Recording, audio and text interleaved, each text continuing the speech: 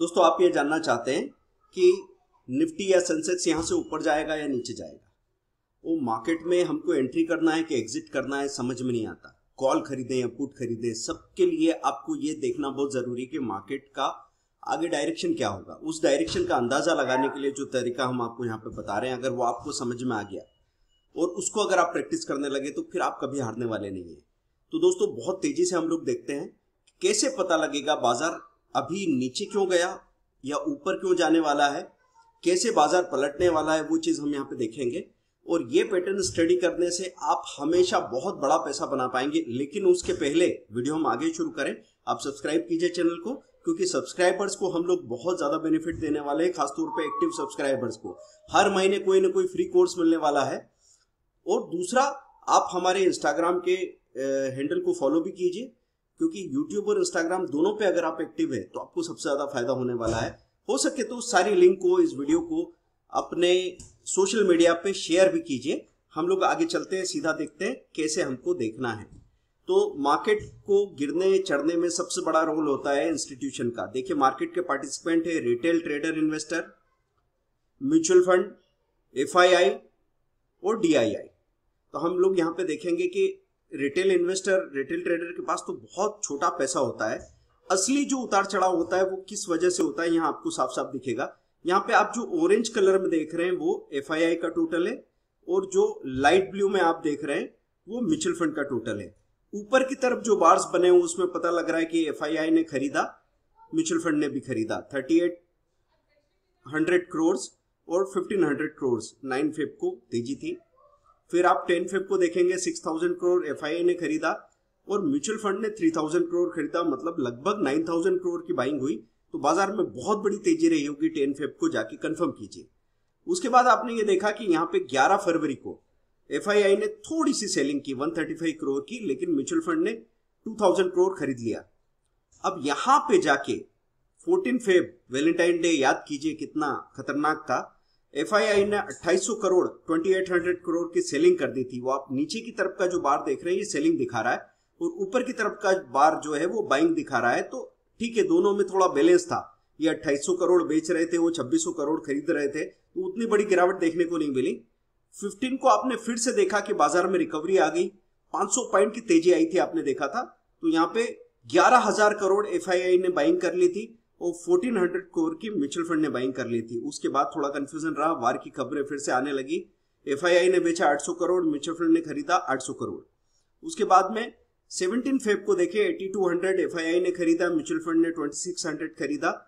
और यहाँ पे 18 फेब को बहुत बड़ी सेलिंग म्यूचुअल FII की आ गई 6700 करोड़। और वहां पे आपने देखा कि बहुत बड़ी सेलिंग की वजह से बाजार में, निफ्टी में, सेंसेक्स में, सब में बड़ी गिरावट देखने को मिली होगी। उसके बाद थोड़ी थोड़ी बाइंग होने लगी, बाजार का सेंटीमेंट वीक था, तो बाजार में कोई खास गिरावट नहीं हो रही थी। लेकिन यहाँ पे फिर से बुरी खबरें आने पे FII ने फिर से सेलिंग शुरू की। इस बार म्यूचुअल फंड ने भी सेलिंग की है। फिर थोड़ी शॉर्ट कवरिंग आई, फिर FII की बड़ी सेलिंग, म्यूचुअल फंड की बाइंग, फिर FII की बड़ी सेलिंग, म्यूचुअल फंड की बाइंग, फिर FII की बड़ी सेलिंग, म्यूचुअल फंड की थोड़ी बाइंग। म्यूचुअल फंड की अच्छी बाइंग हुई यहाँ पे। और अब आप देखते हैं कि बाजार में फिर से FII की बाइंग आना शुरू हो गई, इसलिए आपको बाजार ऊपर उठता हुआ दिख रहा है। तो ये सारी चीजें आप यहाँ पे जैसे पास्ट मंथ में डे वाइज देखा, आप मंथली भी देख सकते हैं। मंथली देखने पे आपको एकदम क्लियर होगा कि कैसे कैसे बाजार चला है और क्यों उसमें तेजी मंदी आती गई है। तो जैसे मंथली हम क्लिक करेंगे तो मंथली डिटेल हमको यहाँ पे मिल जाएगी। फिर यहाँ पे ईयरली करेंगे तो ईयरली डिटेल हमको मिल जाएगी। तो ये सारी डिटेल देख के आपको पैटर्न्स देखने हैं कि कितनी गिरावट आने के बाद में अचानक से बाइंग आना शुरू होती है, अगर कोई खास खबर ना हो। अब ये तो वार की खबर थी, तो वार में जब जब हालात बिगड़ते जाएंगे सेलिंग बढ़ती जाएगी। लेकिन जब आपको लगने लगे कि अब उस खबर का असर लगभग हो चुका है, तो आपको अपनी वहां पे बाइंग शुरू कर देनी चाहिए। अगर आप ये सोचेंगे कि बाजार पूरी तरह सेफ हो जाए, पलट जाए, उसके बाद में एंट्री करूंगा, तो दोस्तों आप चूक जाएंगे। क्योंकि आपको एक ही दिन में नजर आएगा कि 500 पॉइंट निफ्टी ऊपर चली गई। आप जो चीजें जहां खरीदना चाह रहे थे वहां से 10 to 15% ऊपर आ गई, तो अब आप नहीं खरीद पाएंगे। इसलिए आपको पार्ट बाइंग करनी पड़ेगी, टुकड़े टुकड़े में बाइंग करने का तरीका जो हमने आपको बताया है स्विंग ट्रेडिंग में 1 to 3 के रेशो में। छोटी गिरावट जब होती है, जब हम यहाँ पे कहते हैं कि यहाँ पे गिरावट आई, आपने एक छोटा टुकड़ा खरीदा, फिर बड़ी गिरावट आई, आपने बड़ा टुकड़ा खरीदा, सबसे बड़ी गिरावट आई तो आपने सबसे बड़ा टुकड़ा खरीदा। अब आप सोचेंगे कि यहाँ पे दिखती तो गिरावट बराबर है, लेकिन स्टॉक्स में वो गिरावट बहुत बड़ी हो जाती है। अगर लार्ज कैप स्टॉक्स गिरते हैं 10 से 15%, तो मिड एंड स्मॉल कैप 40-50% तक भी गिर सकते हैं। तो जो लोग छोटे छोटे शेयर में काम करते हैं, क्योंकि छोटे शेयर भागते बहुत है तेजी के मार्केट में, तो वो आपको अट्रैक्ट करेंगे, तो उनमें अगर आप काम करते हैं तो आपको बहुत ज्यादा सचेत रहने की जरूरत है। दोस्तों टाइमली अगर आपने ऐसा किया कि चलो शेयर खरीद के रखे थे, बाजार नीचे जाने लगा तो आपने आधी क्वांटिटी खाली कर ली, तो आधी क्वांटिटी जिन्होंने खाली कर दी थी उनको यहाँ पे दोबारा वापस एंट्री का मौका मिला, और जिन्होंने 500 शेयर बेचे थे वो शायद 800 या 900 शेयर खरीद पाएंगे, इतनी प्राइस गिर गई थी।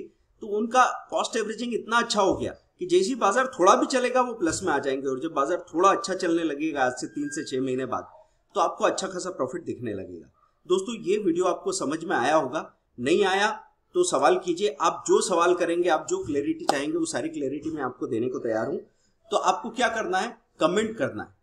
और गोवा में मैं यहाँ पे ट्रेनिंग की तैयारी कर रहा हूं, आप लोगों को अपने पार्टनर के साथ बुलाऊंगा, आप कपल यहाँ पे आएंगे, साथ में बहुत ही हैपनिंग वक्त गुजारेंगे, साथ में सीखेंगे, और जो कुछ भी आपने टूर में खर्च किया है उसका 10 गुना इस साल रिकवर करेंगे। तो दोस्तों आपकी तैयारी है, बहुत सारे लोगों ने मुझे पॉजिटिव कमेंट्स दिए हैं। आप लोग अपना फोन नंबर साथ में देते जाइए, ताकि डेटाबेस में हम आपका व्हाट्सएप में ग्रुप बना लेंगे और उसके बाद आपके लिए प्लान कर लेते हैं। तो दोस्तों सीखते रहिए, पैसा बनाते रहिए। सीखने का कोई एक जगह सोर्स नहीं होता, आपको जहां से सीखने को मिले वहां से सही बात सीखते जाइए, उसको टेस्ट कीजिए, और जो चीजें आपको रिजल्ट देती जा रही है उस पे काम करते जाइए। मैं आपके लिए नॉलेज सिंप्लीफाई करता हूं, क्योंकि लंबे समय में एक ही चीज इंसान के पास पहुंच जाती है, बच जाती है, वो है सिंप्लीफिकेशन। अगर आपने अपने मेथड्स को, अपने नॉलेज को सिंप्लीफाई नहीं किया तो आप उसको मार्केट में अप्लाई नहीं कर पाएंगे।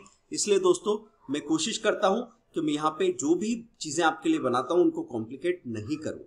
मार्केट में डाटा के साथ मैंने ये चीज बनाई है, आप इसको देखिए और इसका इस्तेमाल करना शुरू कीजिए। शुरू में हो सकता है आपको समझ में नहीं आए, लेकिन धीरे धीरे जैसी चीजें समझ में आने लग जाएगी वैसे वैसे आपका इंसाइट बढ़ता जाएगा। उसके बाद फिर आप ऑप्शन में काम करो, निफ्टी बैंक निफ्टी में काम करो, इक्विटी में काम करो, स्टॉक फ्यूचर या ऑप्शन में काम करो, सभी जगह सही रिजल्ट आने वाले हैं।